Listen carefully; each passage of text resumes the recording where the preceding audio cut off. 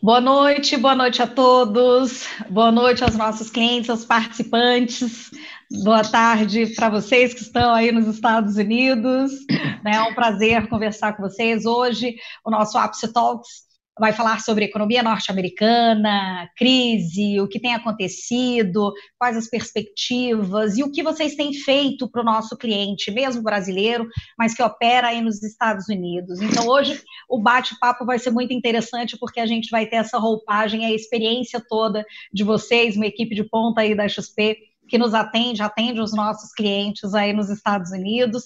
Primeiramente, muito obrigada pela participação e pelo tempo de vocês. A gente sabe que esse momento é um momento que todos vocês estão sendo bastante sugados e precisam estar bem atentos com tudo que vai acontecer e com todas as perspectivas. Hoje foi um dia bem cheio, com decisões, com palavras aí do Powell, né, o presidente do Fed.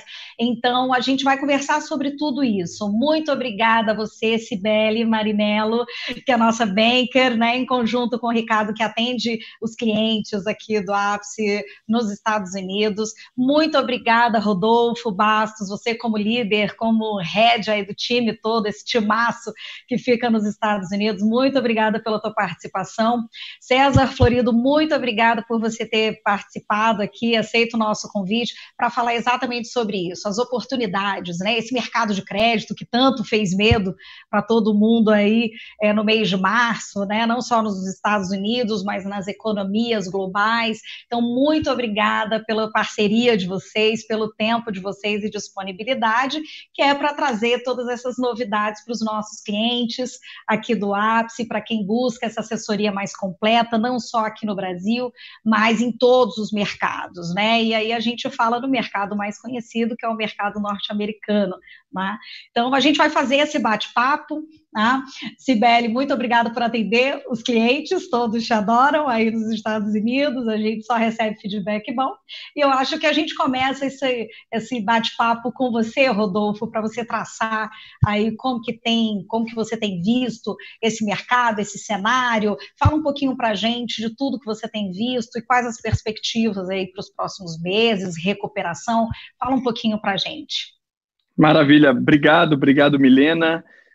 Obrigado a todo o time da Apse por ter organizado esse evento. Boa tarde a todo mundo, obrigado pela atenção. A ideia aqui, só para a gente se organizar um pouquinho, também é ser uma coisa bem direta ao ponto. Eu acho que a gente busca fechar tudo em menos de uma hora para que vocês possam se organizar e atender todas as demandas e perguntas, tá? A gente, obviamente, acaba escutando muitos economistas, lendo muitos jornais, e as opiniões no Brasil que eu tenho visto e lido acabam sendo muito parecidas. Não só com relação à economia global, mas uma grande preocupação com a parte política no Brasil. O que a gente vai tentar aqui é fugir um pouco de tudo que vocês já estão lendo.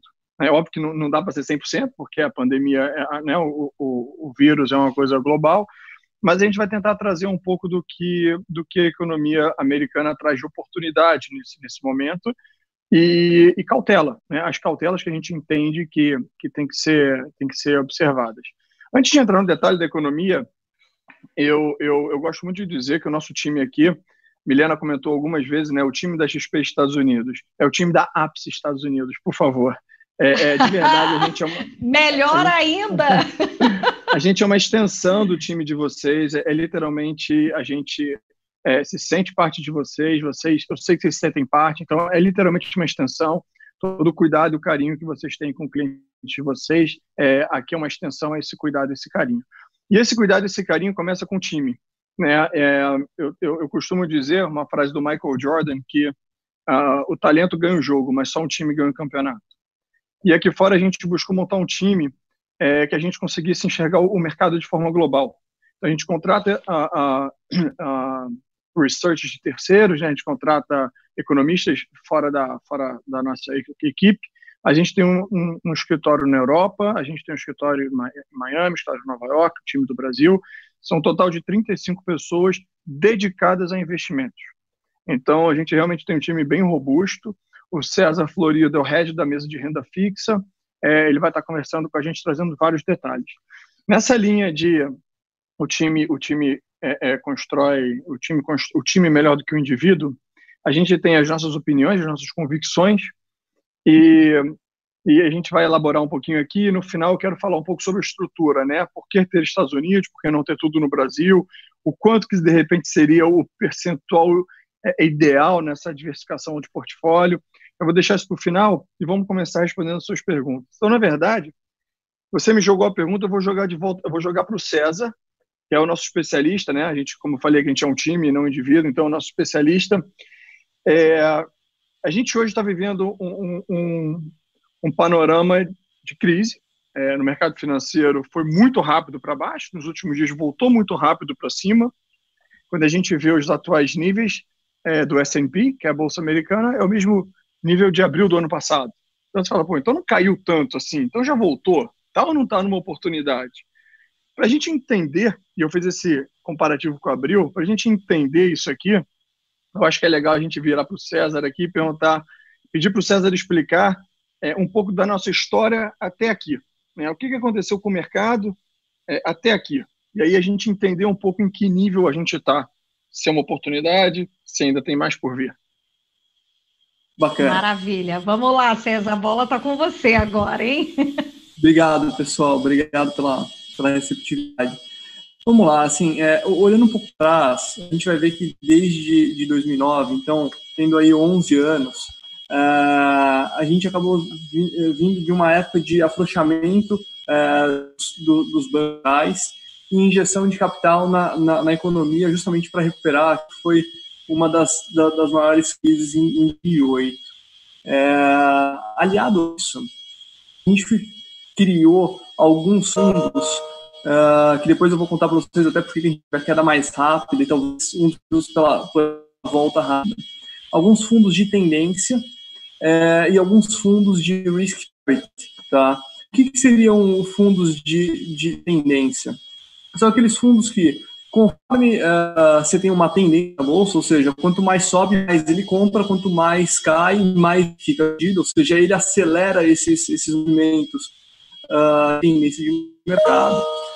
Os fundos de risk parity são fundos com o objetivo seguinte: maximizar o retorno com o menor nível de volatilidade ou de risco possível. Então, essas duas características de fundos, eles tendem a exagerar tanto os momentos de alta como os momentos de queda. Tá? E até pegando um pouco esse gancho que vocês comentaram, em questão de um mês aí, a gente chegou a perder um pouco mais de 34% na bolsa. A gente já recuperou parte, assim, já estamos em níveis que a gente estava coisa de um ano atrás. Eu acho que os robôs e esses fundos, que são fundos quantitativos, têm uma grande participação nesses momentos, tá? Cezinha, o seu som está um pouquinho ruim. Não sei se a internet está travando só para mim, para todo mundo. Talvez se tirar do Wi-Fi e deixar, não sei se isso melhora. Tá.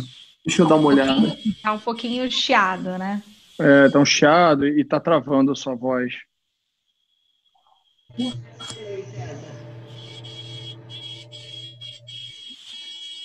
O chiado eu acho que não vai ter como resolver. Eu acredito que seja do ventilador tudo bem. Aqui do Note. Não, tudo bem, mas só de repente você tentar fazer uma outra conexão via celular, talvez venha bem. Deixa eu aproveitar então o gancho, você terminou falando um pouquinho de 2008. Como é que você vê as semelhanças da crise de 2008 com o que a gente está vivendo agora? Semelhanças e diferenças. A crise de 2008 e o que a gente está vivendo agora são duas coisas bastante distintas, né? O que a gente vive hoje é uma crise humanitária, sanitária, né? Assim, nós estamos tratando das vidas das pessoas. E, obviamente, um choque muito grande, né? Uma parada muito abrupta da parte da demanda. Quando a gente olha ali em 2008, é um cenário totalmente diferente. O mercado ele já dava sinais claros de exaustão da economia no fim de 2006, em 2007. A crise de 2008 foi basicamente uma crise de confiança, né? Os bancos não estavam sólidos, o consumo, as pessoas físicas, elas estavam com níveis de gastos bastante elevados, elas estavam alavancadas, e no fim do dia são cenários que são totalmente distintos do que a gente vê hoje, né? Embora a economia ela não estivesse tão pujante nesses últimos meses, de uma hora para outra você dá de encontro com uma parede. Então, da forma que a gente está parada abrupta, a gente acredita também que a gente recupere mais rápido. Muito se discute, né, se a recuperação ela é em V-shape, ou se é em U-shape, ou até em W, mas vale a pena a gente olhar para trás e ver que 2008 a gente demorou entre 2 e 3 anos para se recuperar. E a gente não tem esse cenário, né, para essa crise que nós estamos vivendo. Tá. Você falou que os bancos em 2008 estavam mais frágeis, né? Então eu queria escutar um pouco de você. Agora, olhando para frente, assim, a gente está no meio de uma crise, como você falou, sanitária, e a economia está começando a mostrar os resultados ruins agora. Começou primeiro na Ásia, está vindo para os Estados Unidos, para depois, eventualmente, chegar, né, os números e chegar na América Latina, ali no Brasil. Então, a gente teve semana passada um número de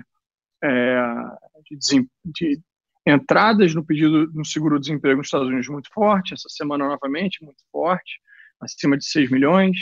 E aí, olhando para frente, você vê, a gente tem que esperar algum banco quebrar para chegar realmente no ápice da crise.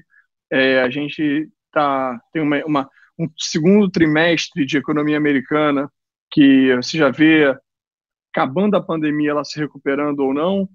E para continuar a pergunta, até um mês atrás a gente falava muito de eleições nos Estados Unidos, né? Só lembrar todo mundo que a gente está falando de pandemia, mas as eleições nos Estados Unidos é em novembro. Sim. Então, o assunto é pandemia até quando? Quando que as eleições americanas voltam a ficar importantes na nossa conversa? A gente tem que esperar um banco ainda quebrar para chegar no ápice da crise? Ou a gente acabar o lockdown, volta tudo à normalidade? O que esperar do segundo trimestre e um pouquinho para frente de economia americana? E aí eu vou complementar a pergunta do Rodolfo, César. Tudo isso, né, e a gente ainda tem o efeito petróleo, né, que hoje deu uma trégua, aí todo mundo conversando, todo mundo do bem, né, mas junto a tudo isso, porque até o final do ano passado existia-se o risco muito elevado por conta de eleições norte-americanas. Veio pandemia, etc., veio petróleo, crise de petróleo. Então, acrescento aí crise de petróleo, como é que você enxerga tudo isso daqui para frente? Bacana. Só pergunta fácil. Bom, a parte das eleições, essa questão eleitoral, é claro que ela teve que ser colocada um pouco de lado, primeiro nesse porque o objetivo maior aqui é salvar a vida das pessoas, é você salvar empresas e empregos, né? Então, acho que essa daí é uma questão que entrou ali em primeiro lugar e roubou a cena das eleições.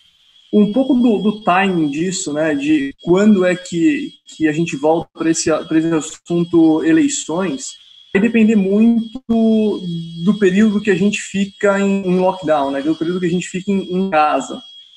Muito se discute, a gente vê alguns países como a Alemanha, já falando em retornar pós-Páscoa ao que eles chamam de um lockdown vertical, né, ou seja, quem não é grupo de risco volta aos poucos à normalidade, mas ainda não se tem muita resposta de como é que o nível de infecção vai se comportar desde que uma parcela da população volte aos costumes normais. A gente tinha um mês atrás. Primeiro, assim, até corrigindo, não acredito que você vai voltar aos costumes normais, né? Eu acredito que avião, cinema, shows, a gente vai ter que... nós vamos demorar um tempo maior para a normalidade, mas o que eu digo, vou fazer o que a gente fazia um mês atrás, é de voltar a frequentar o auditório, poder sair para um jantar com a família. Então, isso tudo vai depender de como a resposta desses países, como elas serão. Então, é muito difícil você fazer uma projeção sem saber esse período de lockdown. Nos Estados Unidos, muito se fala que até o fim de abril seria aí o limite. Em março, a gente já começaria a uma volta da normalidade. A gente tem que entender se isso realmente vai acontecer ou não. Entrando um pouco na questão do petróleo, a gente viu um pouco dessa ruptura, né? Países da OPEP, principalmente ali uma briga maior entre a Arábia Saudita e Rússia, né? E foi o que ocasionou essa depressão no preço da commodity nas últimas semanas. Hoje a gente viu o início de um acordo, né, para restringir a produção, mas eu acho que o lado do petróleo ele está muito mais do lado da demanda agora. Eu entendo que eles estavam tentando fazer um acordo para a produção, chegou a se falar em 20 mil de barris por dia, mas o ponto é que, se você for olhar públicas, principalmente da Arábia Saudita, precisa tomar um pouco de cuidado, né? Porque uma coisa que eles estão prometendo fazer, outra coisa é o que realmente eles vão fazer. Você vê que as contas públicas não têm tanto espaço para ter corte de produtividade. Então, essa questão do petróleo, a gente vai ter que esperar vir uma demanda, para ela voltar a ter equilíbrio. A gente viu China colocando ordens de compra para restabelecer estoque num montante bastante razoável. Você vê a Índia fazer um movimento na mesma direção. Então, eu acredito que, conforme a economia ela sai dessa freada que a gente tirou e volta a uma velocidade mais de cruzeiro, eu acho que a questão do petróleo ela tende a se normalizar. Mas eu acho que é muito mais fácil ela se normalizar pela demanda e não pela questão de oferta. Esse risco seria menor, você considera? Então, passado o momento de lockdown, mesmo que a gente vá para um lockdown vertical, você acha que o risco crise de petróleo ele é menor do que a ruptura que aconteceu em todas as economias globais? Então, a tendência, ontem na ata do Fed, né, o que eles consideram é que, no pior cenário, a economia norte-americana volta aos parâmetros de antes até o ano que vem, né? No pior dos cenários. Vocês concordam com isso, Rodolfo, César? Como é que vocês, Sibeli, como é que vocês enxergam, já que vocês estão aí, como é que vocês enxergam isso? Essa questão do crescimento ela é interessante, né? Porque a gente volta na questão do lockdown, tá tudo interligado. Então, eu estava conversando com o nosso economista-chefe, Alberto Bernal, 2, 3 semanas atrás, e ele comentava que a projeção dele era da gente ter um PIB de 1% no segundo trimestre agora. E conversando com ele essa semana, ele já fala em 15% para o segundo trimestre. E aí você tem uma normalização disso no terceiro tri, tá chegando próximo aí de um zero, pequeno, um crescimento pequeno, e a retomada da economia fica para o último trimestre desse ano e para os primeiros 2 trimestres do ano que vem. Então, a grande volta, ele enxerga que vai ser nesse intervalo entre o último trimestre desse ano e o primeiro semestre de 2021. Tá? Mas e aí, Milena, complementando um pouco o César,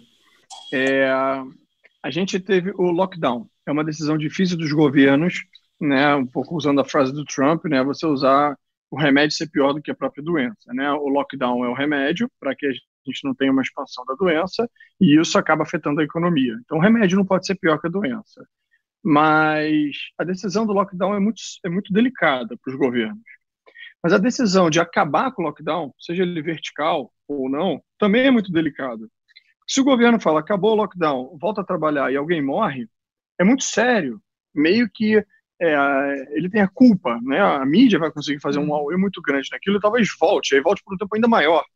Então, a retomada da economia é um pouco uma incógnita, mas ao mesmo tempo é uma necessidade. Então, eu tenho lido bastante coisa, não só o que o César comentou do Alberto Bernal, mas o mercado financeiro talvez ele volte em V, né? Ele caiu muito e ele volta muito rápido. A gente leu uma teoria que a economia talvez volte em formato de banheira, né? Um U longo. Então você tem o mais prolongado aqui, no caso da economia real. Quando a gente vê esse número de 13 milhões de pessoas dando entrada no seguro-desemprego e tal, você também tem um número aí que a gente não tem como saber até que isso volte, mas talvez tenha um número que seja mais benigno, que você tem muito Uber, muita gente que dependia de aplicativo de celular, que está dando entrada no seguro-desemprego. E na hora que a economia volta, ele pega o celular, ele ativa o Uber e voltou e tem emprego. Ele não depende da fábrica voltar a contratar, ele volta para o emprego. Então, a gente não sabe o que vai acontecer, mas a gente tem chance de grande parte dessas entradas no seguro-desemprego serem esses autônomos que conseguem retomar rápido para a economia. E o governo americano, como você comentou logo no início dessa nossa conversa, ele está entrando pesado, ele está imprimindo dinheiro e está botando dinheiro na economia. Então, apesar da gente acreditar sim que vai ter está entrando agora nos earnings seasons, né, que são as empresas começarem a soltar resultados. Os resultados vão ser muito ruins, não tenho a menor dúvida disso. Esse número do PIB que o César comentou são números horríveis. Mas o mercado financeiro muitas vezes já está precificando isso. Tá? Eu estou falando dos Estados Unidos. Quando eu vou a nível Brasil, eu tenho, que eu não sei se é a pauta aqui, mas só pegando, eu acho que a gente tem que botar um risco político. Qual é a situação em Brasília? Se quiser, depois a gente pode falar um pouco sobre isso, mas eu acho que é um risco adicional. Eu só acho que é legal falar isso, porque no final eu vou querer comentar um pouquinho desse câmbio alto. Pô, legal, falou dos Estados Unidos, bacana, mas e aí, manda o dinheiro para fora? Aí eu volto nesse gancho de risco político Brasil, tá? Mas deixa eu pegar um gancho no que eu acabei de falar, e o que você, Milena, falou no início da conversa, que é a injeção de dinheiro da economia, do governo americano na economia. E aí eu faço essa pergunta para o César. É a atitude certa ou não? Porque isso também gera inflação, né? Mas tem a teoria de que vai voltar via Amazon. A Amazon não gera inflação, ao contrário, ela acaba com a inflação, né? Então, como é que você enxerga essa injeção de dinheiro na economia feita pelo governo americano e qual o resultado disso? Assim, o que a gente tem visto é mais uma ação coordenada, né, dos bancos centrais dos países. Então, é claro que a maior economia do mundo, os Estados Unidos, foi o maior pacote de ajuda nesse momento, mas a gente não pode esquecer que a Alemanha injetou 700 bi, Japão injetou 500. Então, assim, você tem uma coordenada dos governos e o momento não teria como ser algo diferente. Eu acho que a lição de 2008 foi muito clara. Quanto mais tempo você demora para agir, maior o nível de corrosão da economia, de empregos, ou nesse caso, destruição de empregos. Então, os governos agiram certo, agiram rápido. Não acredito que a gente vê um grande nome quebrar, né? A gente muito escuta de setor de companhias aéreas, setor hoteleiro, turismo. Eu não acho que... É claro que assim, o pequeno e o médio tem a tendência maior a sofrer. A gente vai aí quebras de empresas, como em toda a crise. mas eu acho que 2008 ficou muito marcado pelo o terceiro maior banco de investimento americano quebrar ali em 2008, né, no caso a Lehman.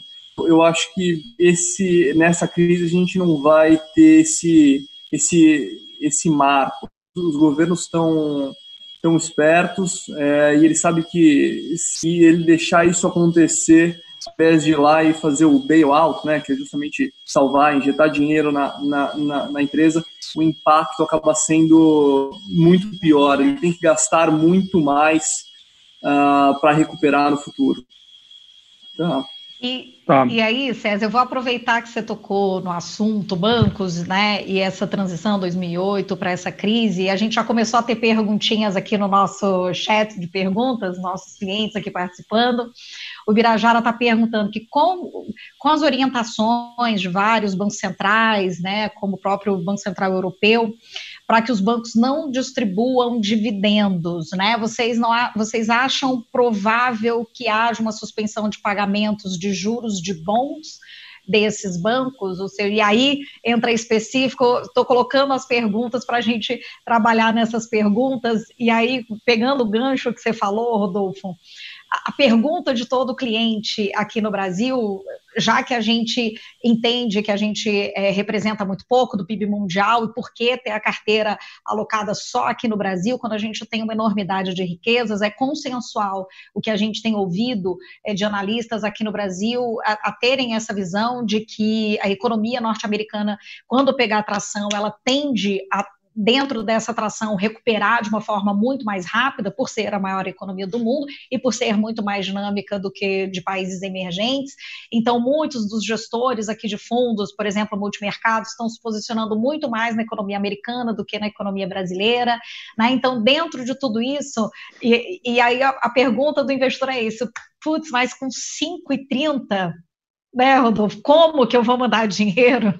Como que eu vou aproveitar isso? Então, tá aí a pergunta do Birajara, e eu acho que a gente pode começar esse bate-papo trazendo para a nossa realidade, né? O que vocês acham daqui do Brasil, e se tem sentido fazer isso nesse momento, e aí vai com o que você queria falar, Rodolfo, mas eu acho que a gente está ansioso para já começar nesse tema, né?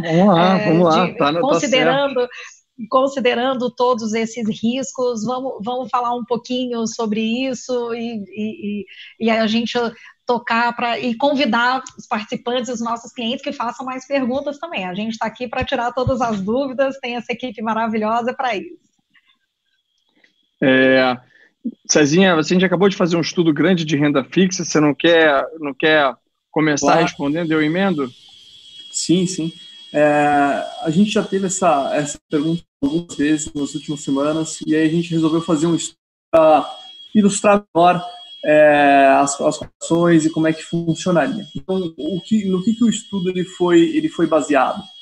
A gente colocou ali o CDI a 3,5, pegamos o dólar a 5, né? Eu entendo que tem uma volatilidade alta, mas a gente precisa de alguns parâmetros no estudo. Um título de renda fixa que está sendo negociado a 85% do valor de então seria 85% de par, ele retornando após um ano para 100, um cupom de 6%. Então, qual que é a valorização do cliente? Enviando dólar para cá a 5, comprando um título a 85, recebendo um cupom de 100, e esse título 85 valendo 100 após um ano. Tá? Se você fizer esse estudo, você vai chegar que o dólar de equilíbrio, ou seja, não faria diferença ele deixar o dinheiro investido no Brasil, no CDI, ou enviar para cá com dólar a 5 e ter essa rentabilidade dos 80, de valorização dos 85 até os 100, mais os 100% de cupom, o dólar de equilíbrio ficaria nos 5.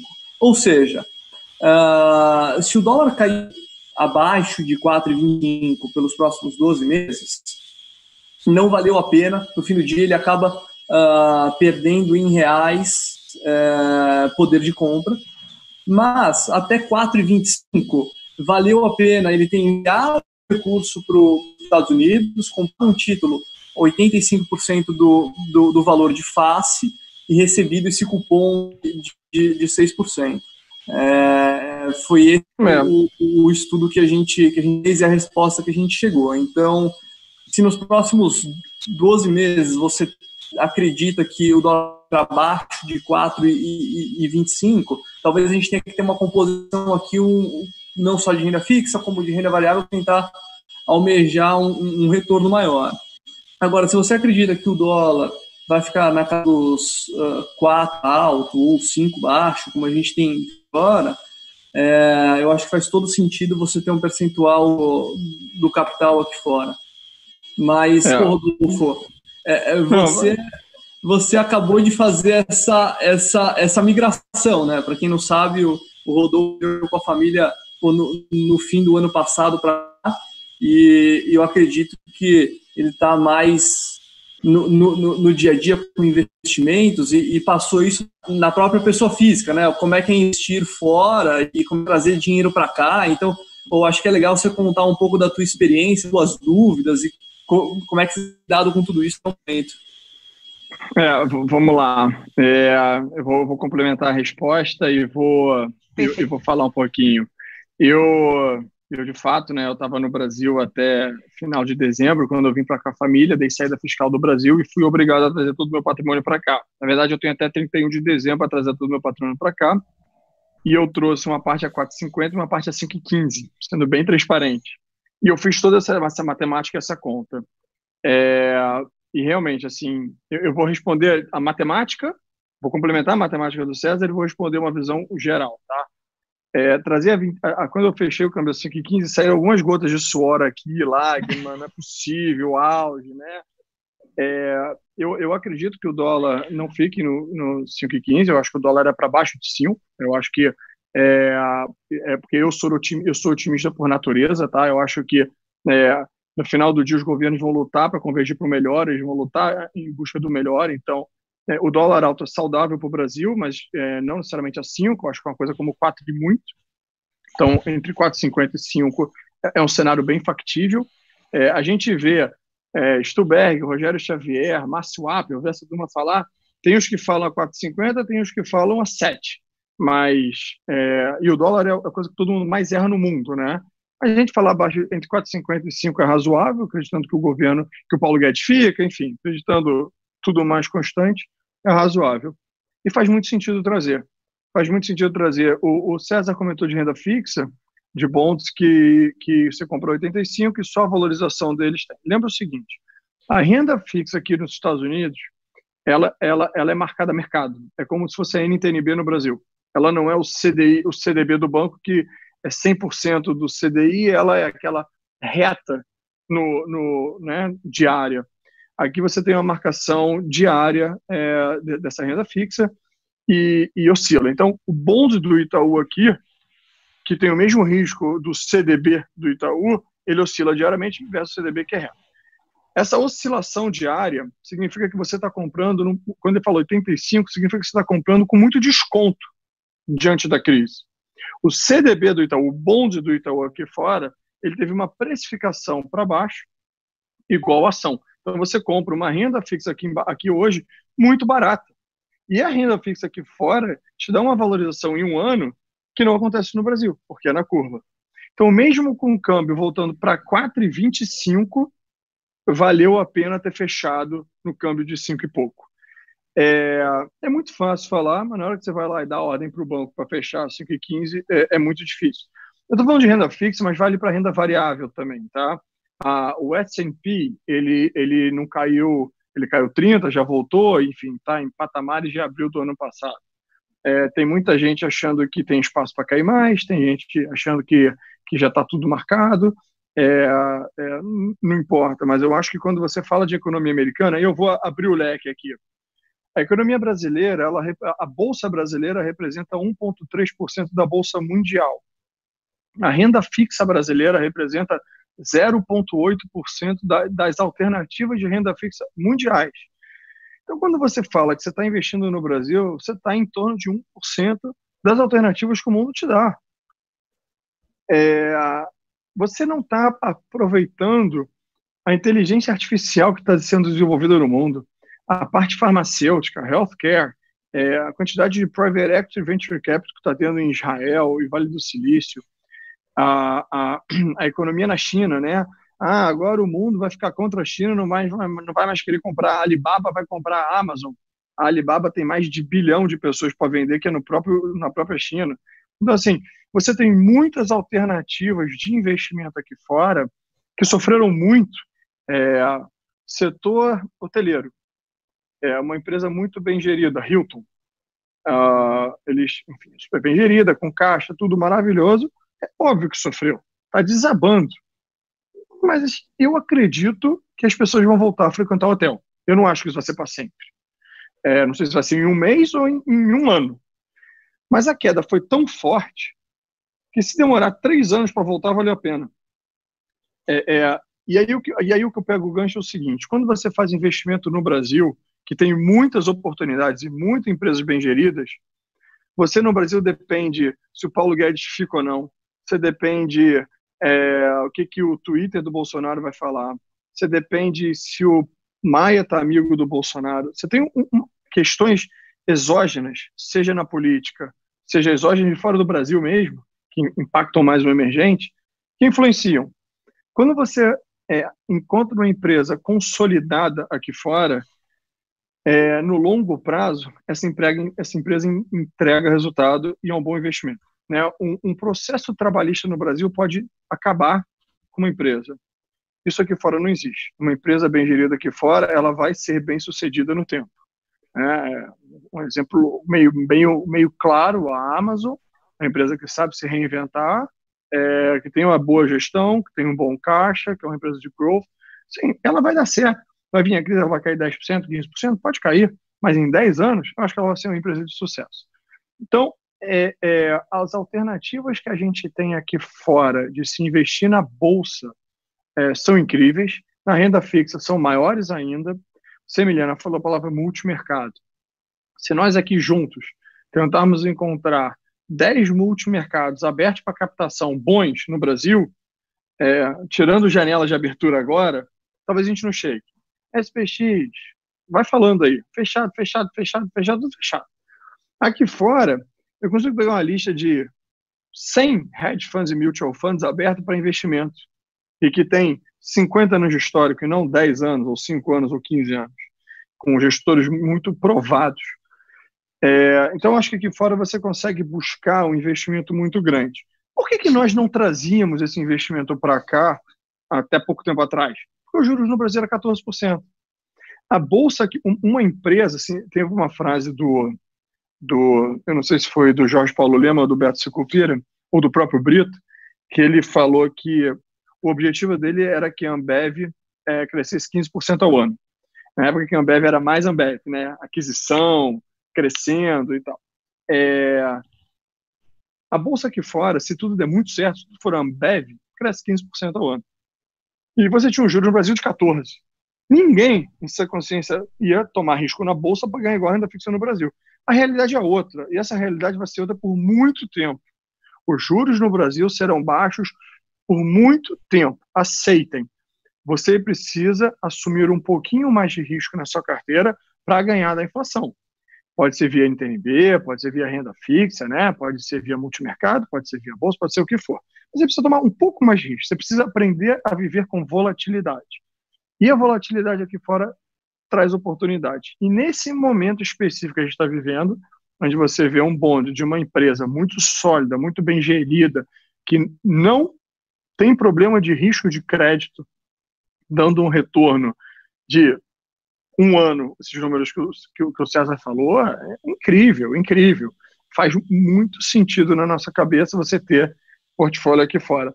Posso continuar, Milena? Tenho só pegar esse gancho aqui. Queria só o gancho de, já que você falou o César falou de renda fixa, você está falando de bonds ainda, se vocês acham que existe o risco, dado que os bancos centrais estão focando aí nos bancos de não pagarem dividendos, vocês acham que existe o risco dos bancos suspenderem o pagamento de juros nos bonds? Vamos lá, deixa eu pegar essa.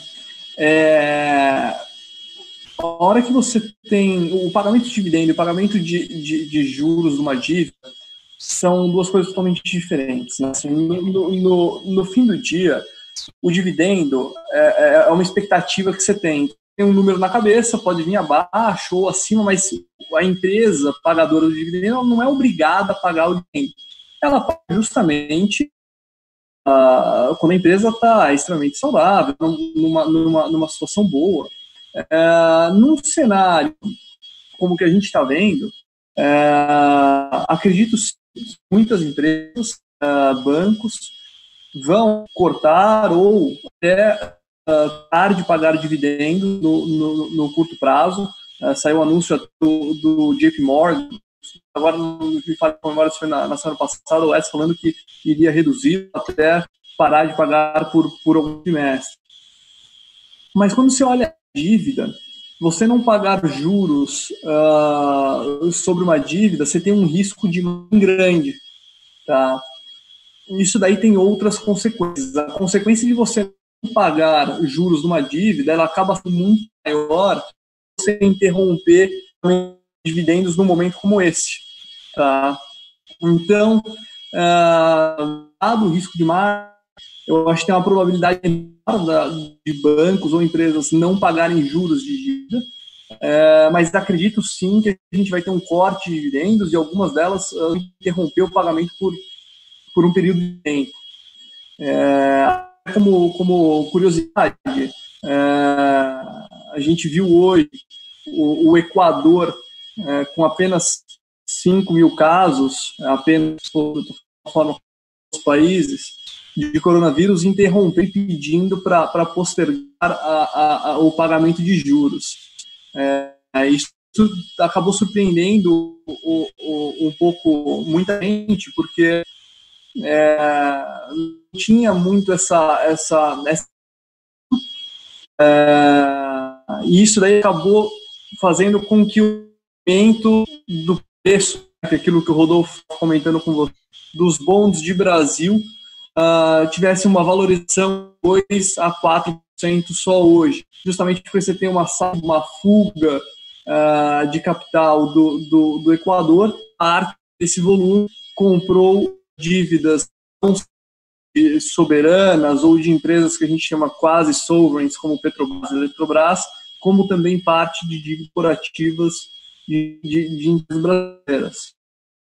Então esse é um pouco o contrassenso, é uma coisa que não estava no mapa, acabou acontecendo, foi hoje, e que assim a gente pode infelizmente ver para frente, mas não acredito que seja o cenário base da gente ver bancos e países parando de pagar os em dívida. Mas de fato, Milena, se não vou falar nem do banco, mas vou falar de mercado de crédito como um todo, tá?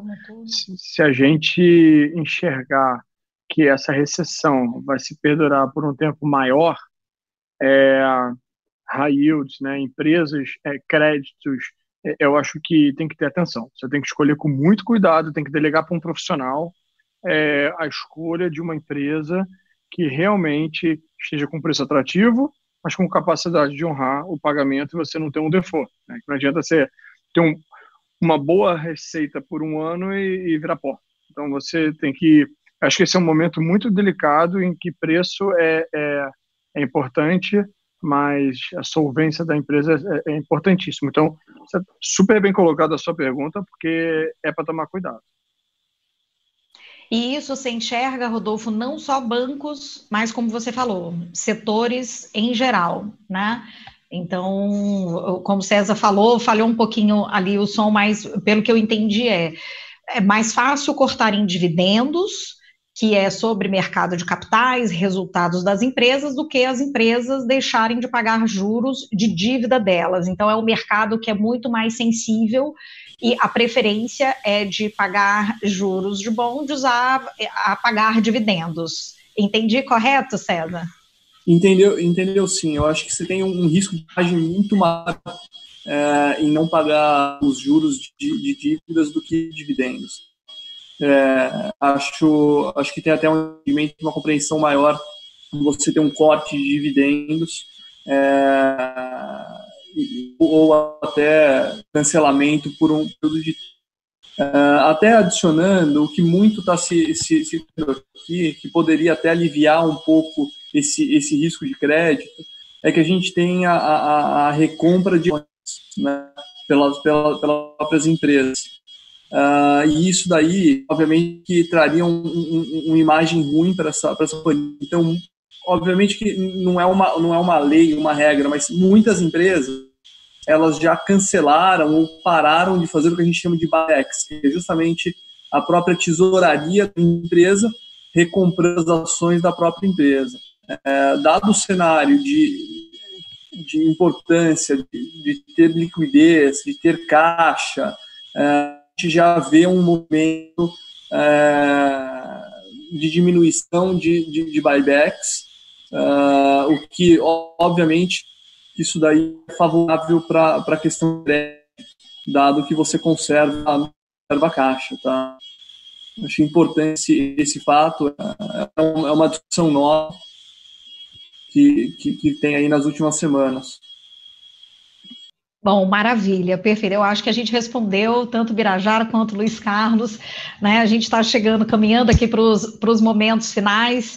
Vê se eu estou entendendo direitinho aqui, gente. Então, mesmo que o dólar até 4,25, vá até 4,25, se a gente pensar ali nos próximos 12 meses, 18 meses, até 2021, fechamento de 2021, vocês enxergam, tem prêmio suficiente que carregue esse câmbio de saída de capital para investimento através da economia, através aí dos Estados Unidos, né? Isso daí a gente entendeu. O segundo é a janela de oportunidade, né, que o Rodolfo falou. A gente está ouvindo muito falar isso aqui no Brasil e a gente enxerga realmente a atração de um retorno de 17% em uma semana, né, das bolsas aí nos Estados Unidos, é de uma atração muito maior do que de países emergentes. A gente caiu aqui, bolsa brasileira caiu muito mais, né, do que a bolsa americana.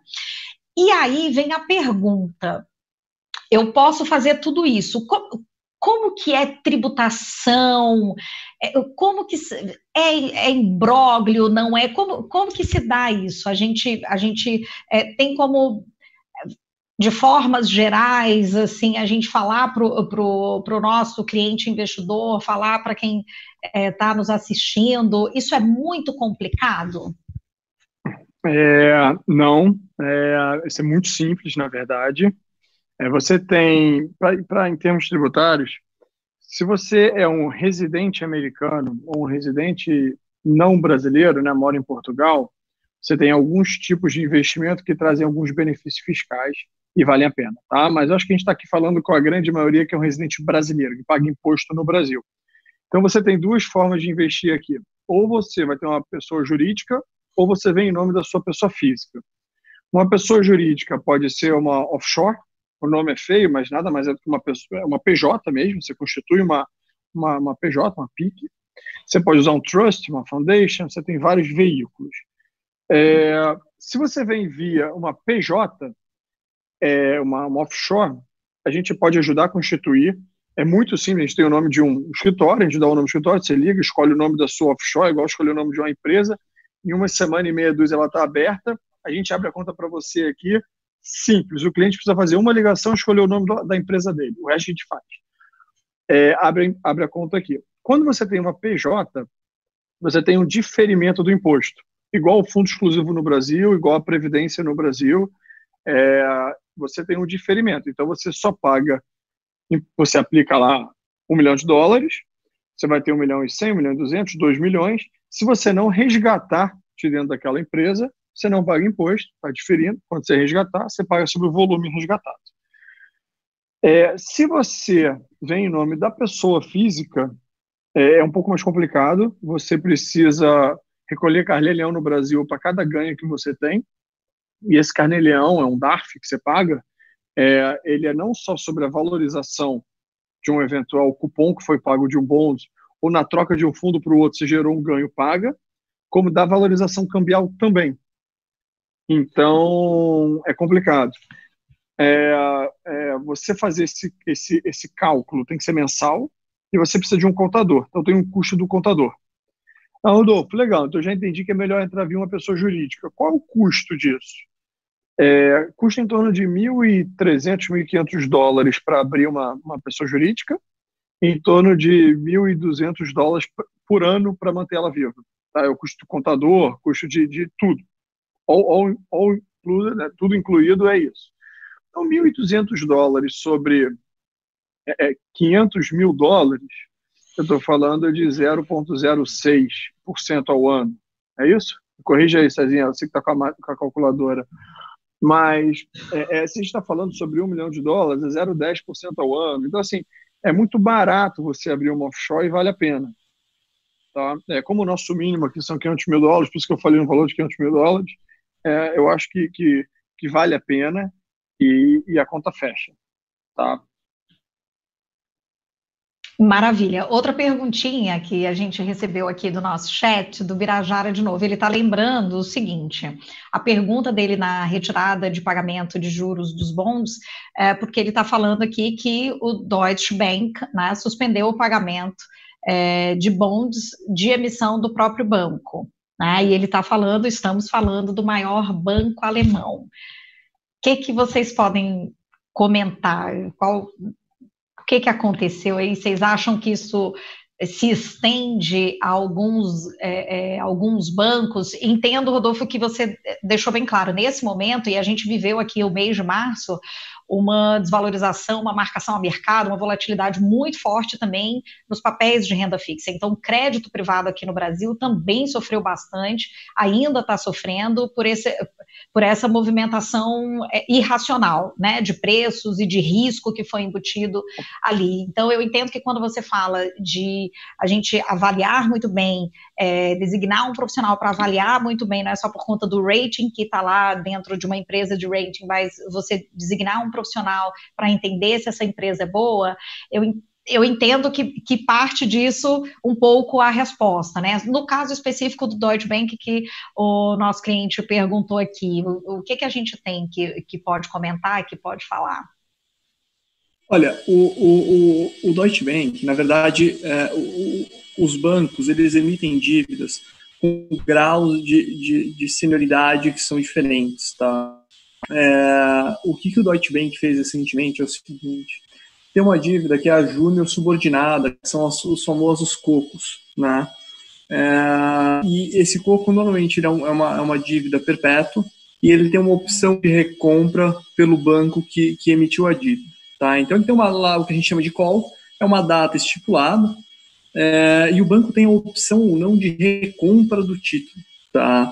Caso o banco não recompre, esse título ele passa a ser pós-fixado. Então, lembrando que aqui 99% dos títulos eles são pré-fixados, tá? Ou seja, paga juros de 6% ao ano, 5,5%, 7%. Essa dívida ela vai pagar uma taxa fixa até a data do call, e caso o banco não recompre ela nessa data dessa opção de recompra, ela passa a ser pós-fixada, tá? A gente tem de informação é que o Deutsche ele deixou de recomprar essa dívida.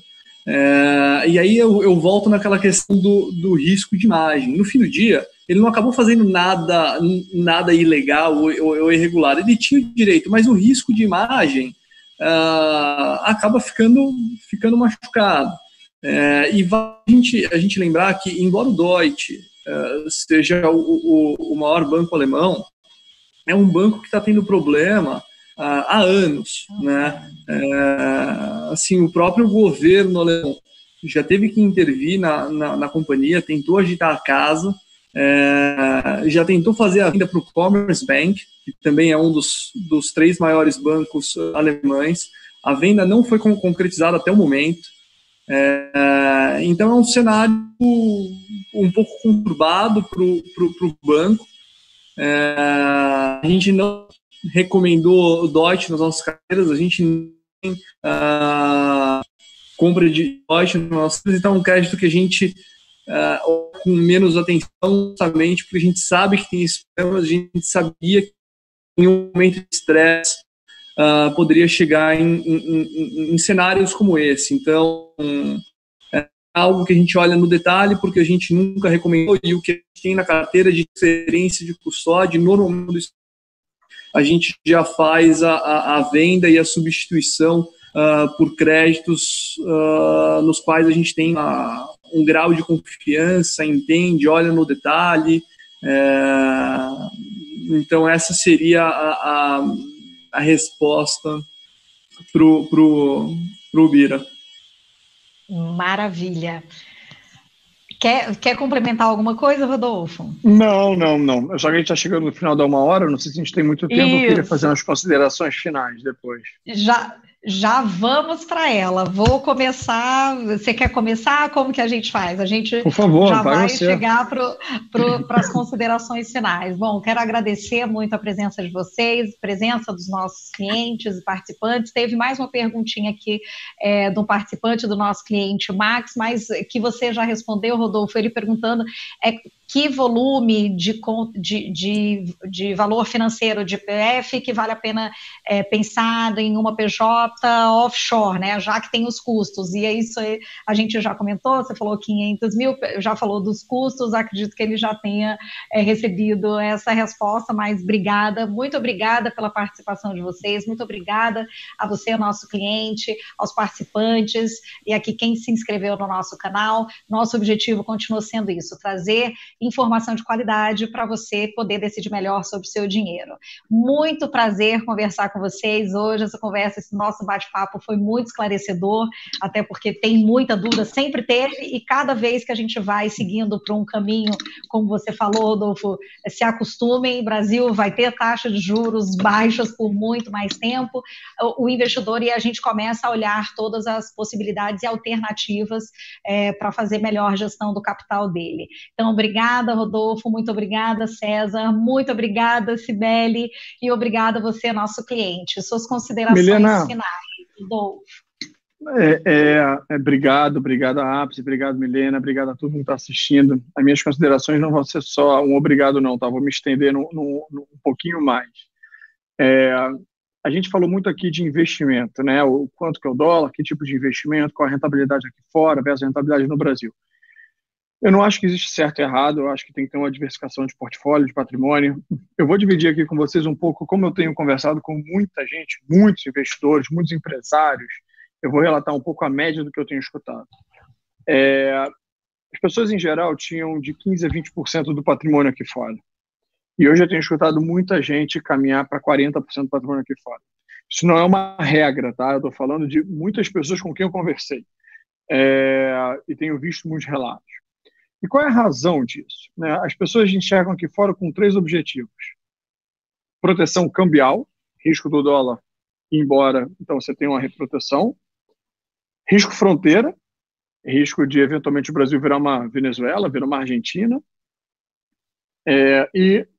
Investimentos. Investimentos a gente tratou bem nessas últimas 1 hora. Risco fronteira e risco cambial, eu não quero entrar em detalhe aqui, mas eu quero contar um caso interessante. Recente agora, ontem, eu li sobre o Wimbledon. O Wimbledon, eles pagam $2 milhões por ano há 17 anos como seguro de uma eventual pandemia. Há 17 anos eles pagam isso. Então, eles gastaram até então $34 milhões, né? 2 milhões, 17 anos, $34 milhões, e eles estão recebendo esses dias $141 milhões do seguro que eles vêm pagando há 17 anos. Quem quer 17 anos enxergou uma pandemia? Certamente esse seguro se estendia a outras várias coisas, né? Devia ser desastre natural, devia ser várias coisas. Mas eles pagaram e 17 anos depois os 34 milhões voltaram com lucro, rentabilidade e muito mais.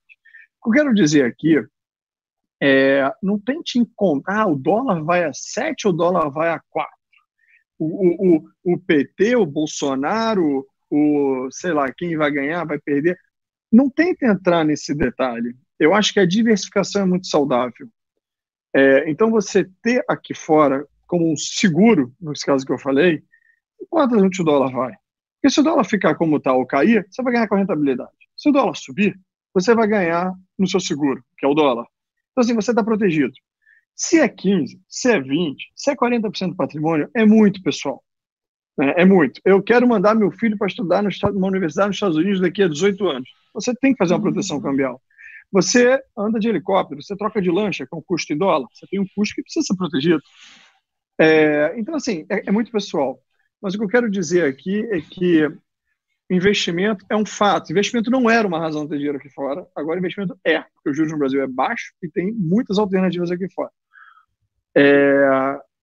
E você tem a proteção cambial e o risco fronteira, que eu acho que corroboram muito para que as pessoas tenham posição aqui fora. Bom, é isso. Mais uma vez, eu agradecer muito a presença, o convite, na verdade, perdão, o convite de vocês. É uma honra estar aqui. Muito obrigado, pessoal, pela presença. Com dúvida, a gente está à disposição. A gente tem esse contato próximo com a Ápice. Qualquer dúvida adicional que vocês tenham, por favor, fiquem à vontade para me mandar e-mail, para me chamar e a gente um papo, tá bom?